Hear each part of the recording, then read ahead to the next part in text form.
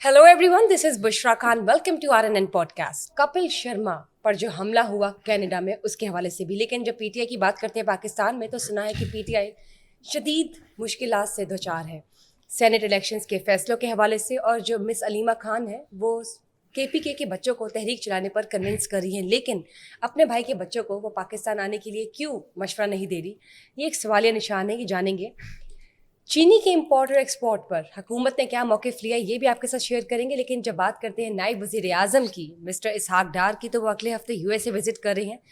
सुनने में आ रहा है कि ये बहुत ही अहम तरीन दौरा होने वाला है उनका. इसके साथ साथ US president mister Donald Trump Pakistan का बारे आपसे ये भी शेयर करेंगे. और मानसून में होने वाली बारिशों की वजह से पूरे पाकिस्तान में जो इस वक्त सूरत हाल है, उसका जायज़ा आपके साथ शेयर करेंगे. मेरे साथ मौजूद है mister Naeem Hanif, senior journalist. अस्सलाम वालेकुम. वालेकुम सलाम बुशरा. कैसे हैं सर? अल्हम्दुलिल्लाह. सर, बात करते हैं कपिल शर्मा की, जिन पर कनाडा में हमला हुआ और फिर रेस्टोरेंट पर हुआ. लेकिन जब उनको मालूम हुआ कि ये तो मेरे लिए करवाया गया है, तो वो एक पैनिक स्टेटमेंट में चले गए, अस्पताल रहकर आए. अब मजीद डेवलपमेंट क्या है? कपिल शर्मा चूंकि इंडिया में काम कर रहा है और काम वो कर रहा है सारे का सारा बम्बई के साथ जी. और बम्बई जो है वो जिनके कब्जे में है, वो आपको भी पता है, मुझे भी पता है. तो सही बात कपिल शर्मा को पता है, वो बता नहीं रहे. कनाडा में रेस्टोरेंट उन्होंने बनाया, उसकी ओपनिंग की, चंद दिन के बाद उस रेस्टोरेंट पे फायरिंग हो जाती है. और कपिल शर्मा को ये लगा कि शायद इंफॉर्मेशन हमलावरों के पास ये थी कि कपिल शर्मा इस वक्त रेस्टोरेंट में मौजूद है. असल खतरनाक बात ये है. तो वो एक मर्डर अटेम्प्ट है जी. कपिल शर्मा की. शुरू में इसको घुमाया गया खालसा तहरीक के कुछ सिखों पर. मैं आपको बताता हूँ, लोगों को पता नहीं, कपिल शर्मा खुद एक सिख है. और कभी भी इस चीज को कपिल शर्मा ने ना छुपाने की कोशिश की और ना ही अंडरप्ले करने की कोशिश की. उसने हमेशा अपना सिख होना और सिख बरादरी को, जिसको आप कहते हैं ना कि उसका झंडा उठा के रखा.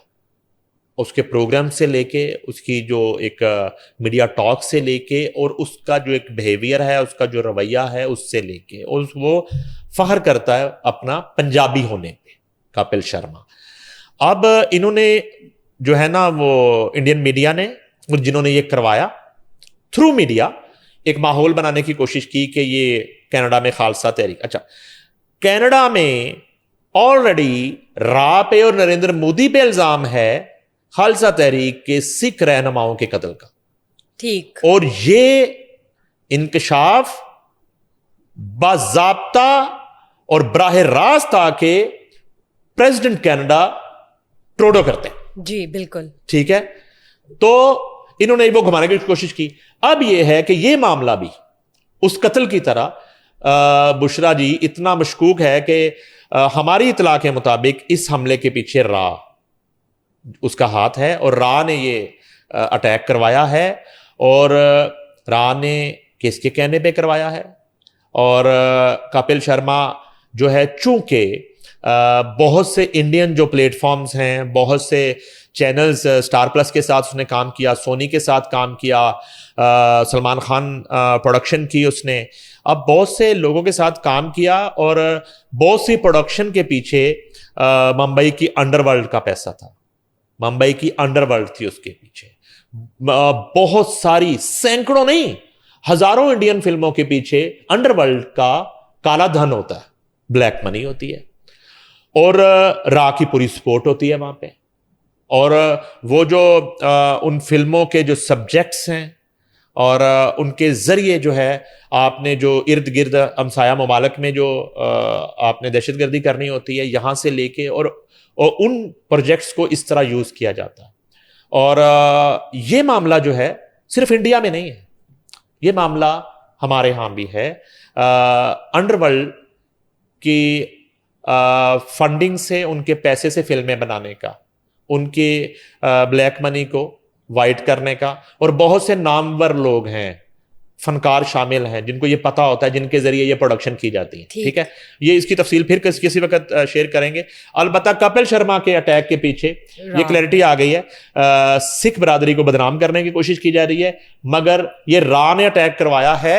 और ये उन्हीं जो है मीडिया हाउसेज या प्रोडक्शन हाउसेज में से किसी एक के लोग इस हमले के पीछे जो है ना वो हैं, जो बहुत जल्द साबित हो जाएगा. अलबत्ता कपिल शर्मा اپنی زبان پر ان کے نام فی الحال نہیں لا رہے. جب وقت آئے گا تو شاید وہ یہ بتا دیں. اپنے کو اسٹیٹمنٹ پاس کر دیں. اور ان واقعات کی جو حقیقت ہے وہ تو کینیڈین پریزیڈنٹ نے بھی خود بتا دی کہ پیچھے کون ہے. اینی ویز سر، بات کرتے ہیں علیمہ خان کی، پی ٹی آئی کی تحریک کی. پی ٹی آئی میں جو مشکلات چل رہی ہیں سینٹ الیکشنز کو لے کر، اور ایک طرف پی ٹی آئی مس علیمہ خان جو ہیں وہ کے پی کے بچوں کو تحریک چلانے کے لیے کنونس کر رہی ہیں. لیکن اب ان سے یہ بھی پوچھا جا رہا ہے کہ جو آپ اگر کے پی کے بچوں کو، عام عوام پبلک کو تنگ کر رہی ہیں، یا فیوچر کے جو بچے ہیں، ینگ جنریشن ہے، ان کو کہہ رہی ہے تحریک چلائیں، تو اپنے بھائی کے بچوں کو کیوں نہیں بلاتی ہیں آپ باہر سے؟ اچھا، میں نا اس پہ بہت زیادہ بات کرنے کی ٹائم ضائع کرنے والی بات ہے. علیمہ خان کے جو اسٹیٹمنٹ ہیں وہ ان کے بھائی کی طرح نا وہی یو ٹرن والے اسٹیٹمنٹ ہوتے ہیں زیادہ. ایگزیکٹلی. اور ان کے بارے میں تو علیم گنڈا پور نے کہہ دیا کہ میرا تعلق بانی چیئرمین سے، ان کی بہنوں کے کسی اسٹیٹمنٹ سے میرا کوئی تعلق نہیں ہے. سیریس نہ لے. تو اب یہ ہے کہ میں اندر کی بات آپ کو یہ بتا دیتا ہوں کہ علیمہ خان جو اڈیالہ کے باہر پکنک منانے جاتی ہے نا علیمہ باجی روز، وہ بھائی کے لیے نہیں جاتی. یہ میں اب بڑی عجیب آپ کو بات بتانے لگا. اس کے پیچھے راز یہ ہے کہ وہ پنجابی کی مثال میرے ذہن سے نکل گئی ہے کہ کہنا تینوں تے سنانا نو. یہ جاتی ہیں اپنے بھانجے کے لیے، حسان نیازی کے لیے. سمجھ گئی میری بات آپ؟ یہ بہنیں جو جاتی ہیں نا، یہ بظاہر یہ عمران خان کے لیے وہاں پہ کر رہی ہوتی چیزیں. اصل میں حسان نیازی، اور یہ آپ کو بہت جلدی کہتی ہوئی نظر آئیں گی کہ اس کو جو ہے نا اس کی رہائی کی بات نہیں ہو رہی، اس کی رہائی ہونی چاہیے. اور اس نے کیا ہے حسان نیازی، اور یہ میں نے سنا ان کے منہ سے کہتی ہیں کہ اس کا کیا قصور ہے. اب یہ کہنا شروع ہو گئی ہے کہ مامے بھانجے کو رہا کیا جائے. پہلے مامے کی بات ہوتی تھی، اور ان کو پتا مامے کے معاملات کیا ہیں، مامے کی رہائی کیسے ہونی ہے، مامے کے کیسز ہیں، ٹرائل میں ہیں، کن اس میں پروسیس میں ہیں. تو یہ معاملہ ہے حسان نیازی کا، وہ ان کا بھانجا ہے جی، حفیظ اللہ نیازی صاحب کا جو بیٹا ہے. اور یہ کہہ رہی تھی کہ اس کا کیا قصور ہے، بھانجا ہونا قصور ہے. تو ان کو یاد میں دلا دوں کہ جناح ہاؤس میں آگ کس نے لگائی تھی، آگ لگانے والوں میں کون تھا، اور کس نے آ کے باہر یونیفارم لہرائی تھی سٹیج پہ چڑھ کے، وہ بھانجا تھا. اس کا نام حسان نیازی ہے. یعنی کہ آپ جرم کیا 10 بندے مارنے کو جرم کہتی ہیں، 10 قتل کرنے کو جرم کہتی ہیں، آپ سے منشیات کا ٹرک پکڑا جائے اس کو جرم کہتی ہیں، آپ کوئی 13 کروڑ یا 1300 کروڑ کی ڈکیتی کرے اس کو جرم کہتی ہیں. یہ تمام جرائم میں نے جو بتائے ہیں یہ اس سے بڑا جرم کیا ہے بھانجے نے، اور جو اس کا کردار ہے وہ سب کے سامنے ہے.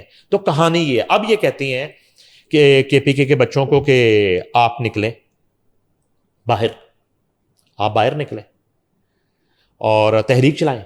بچوں کو کہہ رہی ہیں.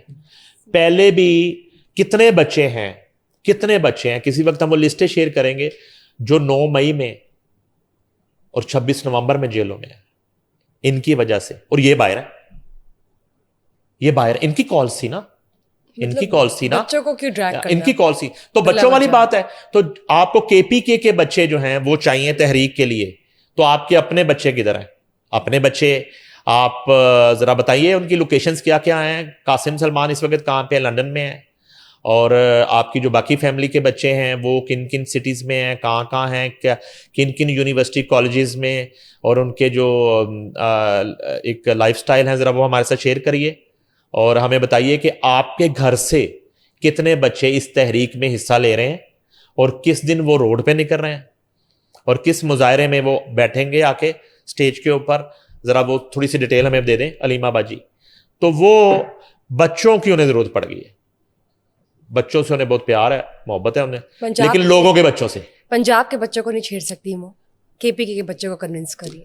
میں کہہ رہا ہوں کہ بچے کے پی کے ہوں، پنجاب کے ہوں، سندھ کے ہوں، ٹھیک ہے، وہ آپ ان کو کس طرف لگا رہی ہیں. اور مجھے تھوڑا سا بتا دیں علیمہ خان کہ آپ یہ جو تحریک چلا رہی ہیں، چلیں یہ میرا سوال ہے، سب سننے والوں سے سوال ہے، ہمیں بتا دیں یہ تحریک کس کے خلاف چلا رہی ہیں، کس کے خلاف تحریک چلا رہی ہیں؟ ایجنڈا کیا ہے آپ تحریک جو ہے حکومت کے خلاف چلا رہی ہیں؟ پہلے یہ کلیئر تو کر دیں. رائٹ. آپ تحریک جو ہے وہ اداروں کے خلاف چلا رہی ہیں؟ آپ تحریک جو ہے عدالتوں کے خلاف چلا رہی ہیں؟ کس کے خلاف تحریک چلا رہی ہیں؟ تحریک تو آپ نے کسی کے خلاف چلانی ہے نا, اور کسی کے حق میں چلانی ہے, اور بچوں کو ایز اے ٹول استعمال کرنا چاہتی ہیں. تو آپ پہلے کلیئرٹی تو بتا دیں ہمیں کہ بھائی آپ کس کے خلاف تحریک چلا رہے ہیں. ان کے پاس جواب نہیں ہے. یہ ان کا کہنا ہے کہ حکومت جو ہے وہ تو ہومیوپیتھک ہے, ان کے اختیار میں کچھ نہیں ہے. عدالتیں فیصلے کر رہی ہیں تو عدالتیں جو ہیں وہ آزاد نہیں ہیں. ادارے جو ہیں ان سے ہم نے بات نہیں کرنی. یہ کنفیوز تحریک ہے. وہ کہہ گئے وزیر اعلیٰ جو ہیں گنڈا پور, وہ کہہ گئے کہ 90 دن کی تحریک ہے, اور اب ان کی باقی قیادت کری کیڑی 90 دن کی, کوئی 90 دن کی تحریک نہیں, ہم اس تحریک کے ساتھ نہیں ہیں. انہوں نے نئی تحریک شروع کر دی ہے, وہ کہتے ہیں 5 اگست سے. اب انہوں نے 5 اگست کی بات کر دی ہے. 5 اگست تو آ گئی, اس علی مین گنڈا پور کہہ رہے ہیں 90 دن کا ریمانڈ ہے, وہ کہتے ہیں 5 اگست ہے. تو اس طرح کی صورتحال ہے. تو وہ قاسم اور سلمان جب آئے تو میں کہتا ہوں کہ پی ٹی آئی کے لوگوں کو اپنے بچوں کو ضرور بھیجنا چاہیے تحریک میں. جب قاسم اور سلمان پاکستان پہنچ جائیں اور علیمہ خان اور ان کی فیملی کے جو بچے ہیں وہ اس تحریک میں روڈ پہ نکل آئیں تو بالکل ان کا حق ہے. کے پی کے میں ان کی حکومت ہے, اور کے پی کے میں ان کے جو فالوورز ہیں, جو فینز ہیں, اور جو مرشد کے عاشق ہیں, وہ اپنے بچوں کو بھیجیں, بالکل بھیجیں. لیکن پہلے یہ آئے پھر جی سر بات کرتے ہیں پی ٹی آئی کے جو سینٹ الیکشنز, ان کے جو فیصلے جاری ہو رہے ہیں, اس حوالے سے بتائیے. کہیں پہ ناراضگیاں چل رہی ہیں, کمیٹیز بن رہی ہیں, اس میں پھنسے ہوئے ہیں. یہ نا پشاور جو سینٹ انتخابات ہیں اس میں پی ٹی آئی کافی مشکلات کا شکار ہے. اس میں یہ ہے کہ پشاور میں سینٹ انتخابات کے لیے تحریک انصاف کی گورننگ امیدواروں کا اجلاس ہوا ہے. اس میں جنرل نشست کے امیدوار عرفان سلیم, وقاص اورکزئی اور خرم ذیشان نے شرکت کی ہے. اجلاس میں ٹیکنوکریٹ کی نشست پر امیدوار سابق آئی جی سید رشاد حسین بھی موجود ہے. اچھا, اس کے بعد خواتین کی نشست کے امیدوار عائشہ بانو بھی اجلاس میں شریک تھی. اجلاس میں تمام امیدواروں نے سینٹ انتخابات سے دستبردار نہ ہونے کا فیصلہ کر لیا. اب جنہوں نے نومینیشن وہ فائل کر دی ہے یا فیصلہ کر لیا, تو اب اس میں ہے نا کہ آپ نے ایک اسکروٹنی کرنی ہے کمیٹی. تو وہ سب نے ہر بندہ کھڑا ہو گیا کہتے میں لڑنا, دوسرا بیٹھ جائے. اچھا, اس کے بعد دوسری جانب پی ٹی آئی کے ناراض سینٹ امیدواروں کو منانے کے لیے مرکزی قیادت سرگرم ہے. ذرائع کا کہنا ہے کہ ناراض رہنما کو منانے کے لیے 3 رکنی کمیٹی تشکیل دی گئی ہے. ذرائع کے مطابق کمیٹی میں بیرسٹر گوہر عمر, ایوب اور اسد کیسر شامل ہے. یہ کمیٹی بالکل اسی طرح جس طرح کمیٹی پڑ جاتی ہے, وہاں نبڑنی کوئی نہیں ہے, اور یہ بہت بڑی لڑائی ہونے جا رہی ہے سینٹ انتخابات کے اوپر پی ٹی آئی کے. لیٹس سی سر, بات کرتے ہیں نائب وزیر اعظم اسحاق ڈار کی. یو ایس سے جا رہے ہیں ایک بہت ہی اہم ترین دورے پر. آپ کو کیا لگتا ہے یہ کیسا ہوگا اور اس سے کیا چینجز آئیں گے؟ اس سے پہلے نا بشرا میں بتا دوں کہ ایک نا ٹرمپ کے پاکستان آنے کے حوالے سے ایک خبر ہمارے دوست ہیں, بڑے زبردست جرنلسٹ ہیں, زاد سید.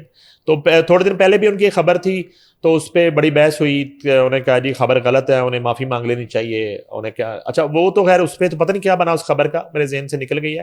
اب ایک انہوں نے نئی خبر دے دی, ڈونلڈ ٹرمپ 18 سپتمبر کو آ رہے ہیں. پھر ان کا ٹویٹ آیا, انہوں نے کہا جی کہ میں معافی چاہتا ہوں, مجھ سے غلطی ہو گئی, میں ادارے سے بھی معافی چاہتا ہوں, اور یہ غلط خبر تھی اور میچور نہیں تھی. اب یہ ہے کہ ٹرمپ کے پاکستان آنے والی بات کو میں تو کم از کم رد نہیں کر سکتا. ڈیٹ اعزاز سید کی جو ہے نا وہ اوپر نیچے ہو سکتی ہے, لیکن ان کا وزٹ جو اچھا اس میں بہت ساری وجوہات ہوتی ہیں, بہت ساری ایک جس کو آپ کہتے ہیں احتیاطیں ہوتی ہیں. اس کے لیے بعض کا ہمیں کچھ خبروں کو بیفور ٹائم نہیں کرنا چاہیے, نہیں کرنا بھی چاہیے. میں آزادی اظہار رائے پہ یقین رکھنے والا بندہ ہوں, میں ٹریڈ یونینسٹ ہوں, میں پنجاب یونین آف جرنلسٹ کا آج بھی پریزیڈنٹ ہوں. مگر جہاں ملک کی سلامتی کی بات ہو, جہاں اس میں بہت ساری میرے پاس انفارمیشن ہیں, بہت ساری جو ہے نا اس دورے سے پہلے یہاں پہ even P T I, even جو ہمارے معاملات ہمسایہ ملکوں کے ساتھ چل رہے ہیں, تو کسی طرح کی ناخوشگوار چیزوں سے بچنے کے لیے بھی اس کو صیغہ راز میں رکھا جا سکتا ہے. جی ٹھیک ہے. اور ڈونلڈ ٹرمپ نے کسی ایسے ملک نہیں آنا جہاں جو ہے وہ ایک ناقابل توقع یہ خبر ہو, نہ قابل توقع بات ہو کہ ڈونلڈ ٹرمپ آئیں گے. ڈونلڈ ٹرمپ کیوں نہیں آئیں گے؟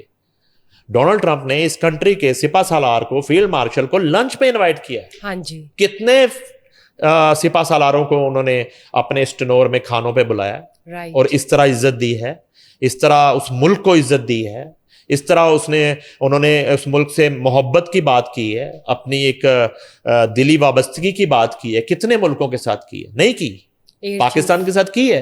تو یہ کوئی بہت بڑی وہ بات بھی نہیں ہے, اور وہ آئیں گے, ڈیٹ کا ہیر پھیر ہو سکتا ہے. البتہ جو آپ نے بات کی, نائب وزیر اعظم جو ہیں وہ اسحاق ڈار امریکہ جا رہے ہیں, یہ بڑا امپورٹنٹ دورہ ہے, اور اس کی جو ہے تصدیق ہو چکی ہے اس دورے کی, اور ابتدائی طور پر وزیر خارجہ اور نائب وزیر اعظم اسحاق ڈار کا دورہ 20 سے 25 جولائی کو شیڈول تھا, تاہم کئی اہم مصروفیات کے سبب اب اسے جولائی کے آخر میں وہ شفٹ کر دیا گیا ہے.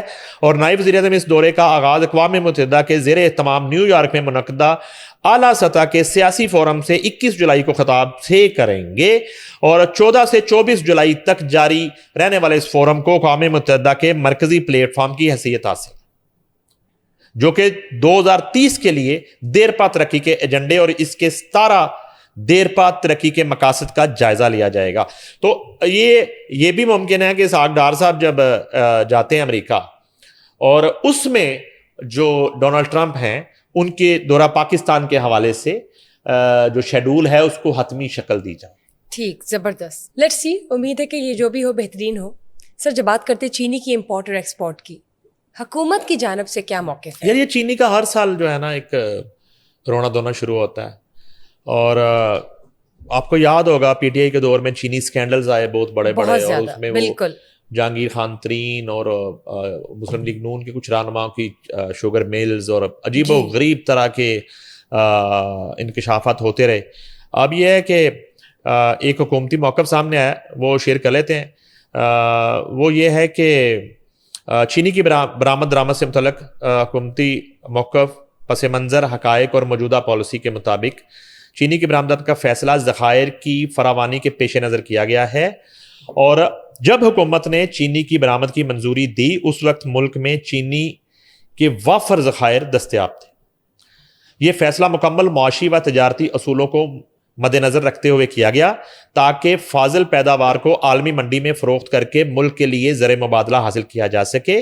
برآمد کے بعد بھی کئی ماہ تک مقامی مارکیٹ میں چینی کی قیمت میں استحکام برقرار رہا, جو کہ اس پالیسی کی حکمت و کامیابی کا ثبوت ہے.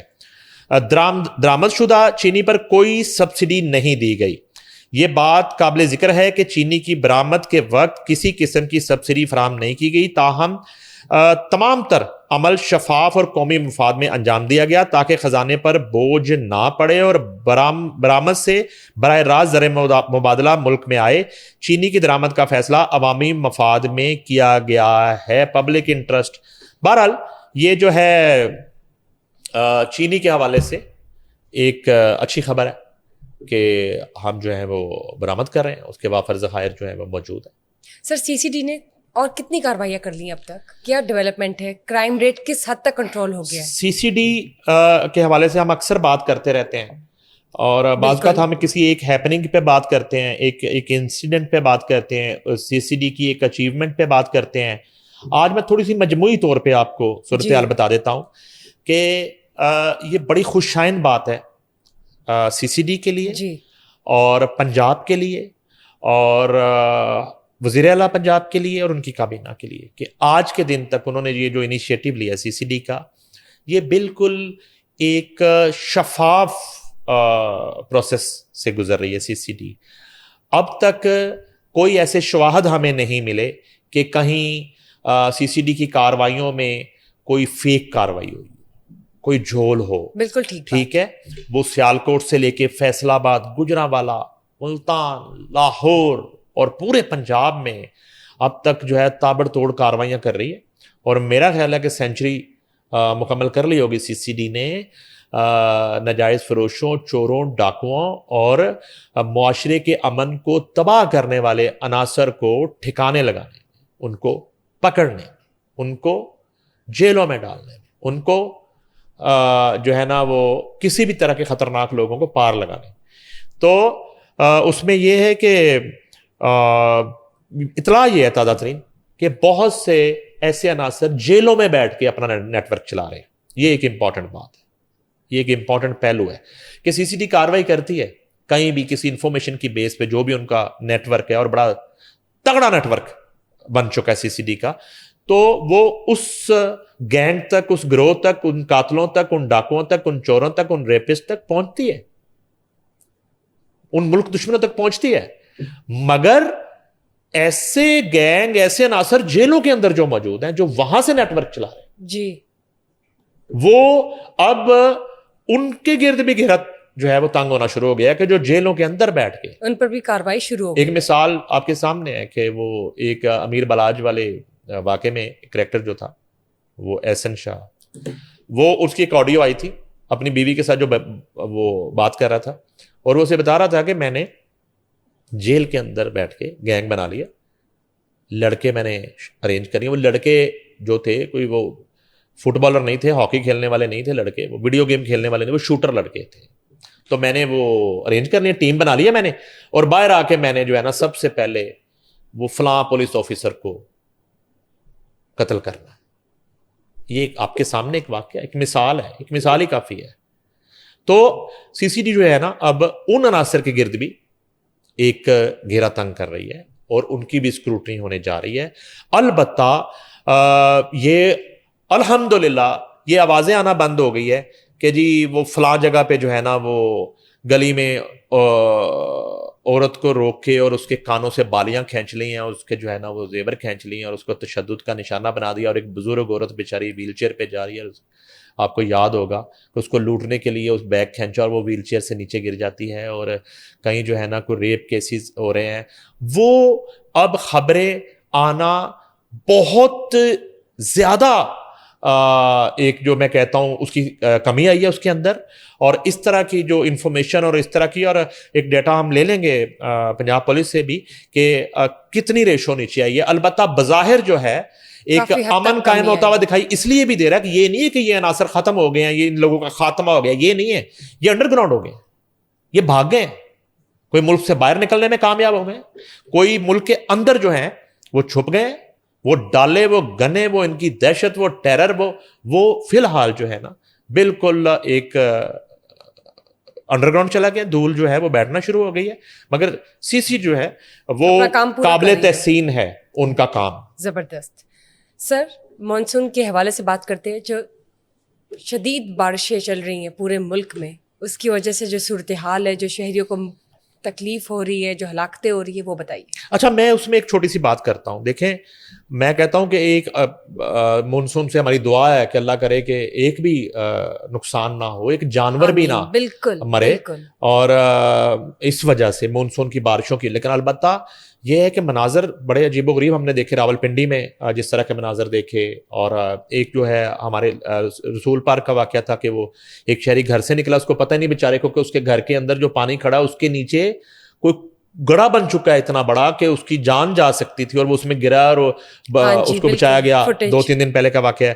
اچھا, اس کے ساتھ میں ایک بات شروع میں یہ کرنا چاہوں گا اس ایشو پہ کہ امریکہ جیسے ملک میں بارشوں کے ساتھ جتنی تباہی ہو رہی ہے, اور ان کی مختلف ریاستوں میں جو مناظر ہم نے دیکھے ہیں, چائنا کی جو صورتحال رہی ہے, تو یہ کوئی جسٹیفیکیشن نہیں ہے, مگر یہ قدرتی آفات ہیں, اس کو کس طرح سے فیس کرنا ہے, اور کم از کم نقصان جو ہے اس کی طرف جانا چاہیے. البتہ 25 جون سے جاری مونسون کے دوران 109 ہلاکتیں پنجاب میں ہوئی ہیں. 109 لوگ, 109. یہ مجھے بڑی وہ دل دہلانے والی وہ واقعہ سوات والا ایک واقعہ آپ نے دیکھا, اور اس کے بعد یہ جو ایک سپاہی جو ہے وہ بچا رہا ہے لوگوں کو سیلاب کے اس سے پانی سے, اور وہ بیچارہ پتہ نہیں کتنے لوگوں کو نکال چکا ہے اس میں, اور وہ اینڈ پہ اس کے اپنے ہاتھ سے وہ رسی چھوٹ گئی اور وہ جاں بحق ہو گیا. ڈیڈ باڈی اس کی مل گئی ہے, وہ IG پنجاب اس کے گھر پہنچے ہوئے تھے. تو کہنے کا مقصد ہے کہ اس طرح کی صورتحال ہے.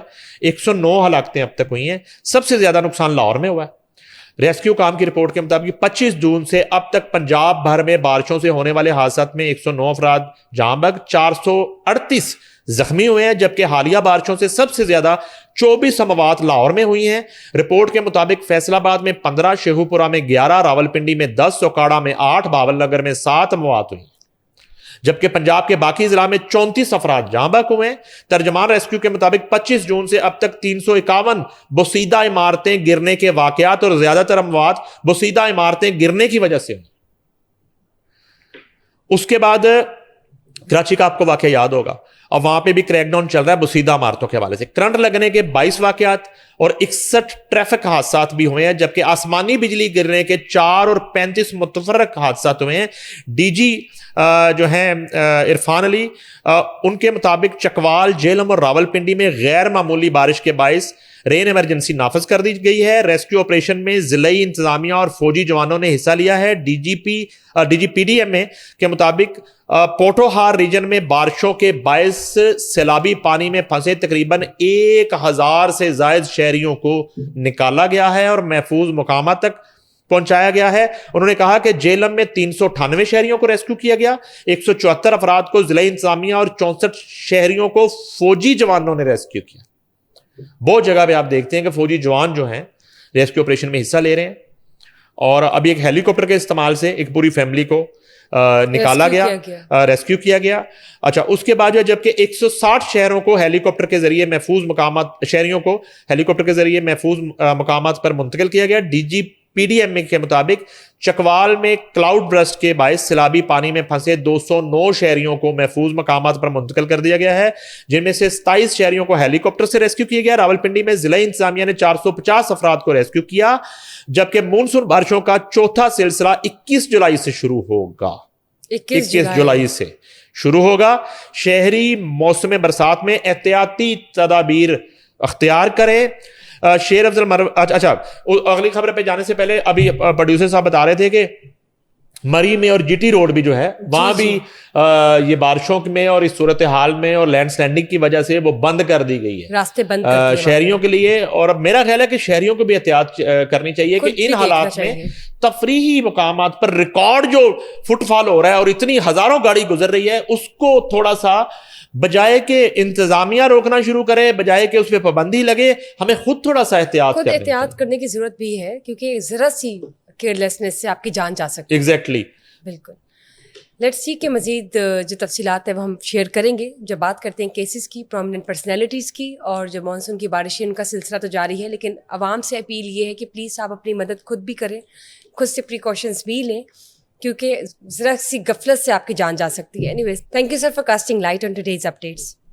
Thank you guys for watching us today. Just stay tuned for another session. Till then, bye-bye.